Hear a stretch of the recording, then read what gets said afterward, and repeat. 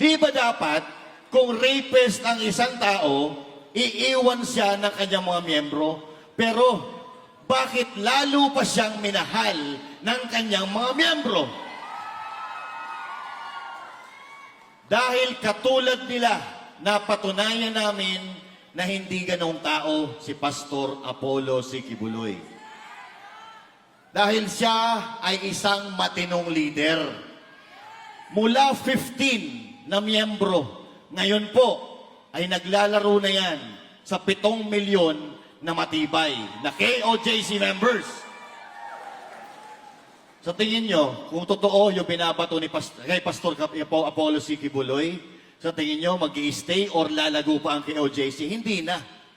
Pero, dahil kasinungalingan, ang pinagsasabi nila, lalo silang minahal at ipinagtanggol ng mga miyembro ng KOJC at maging kami na hindi miyembro dahil alam namin na si Pastor Apollo Quiboloy ay matatawag na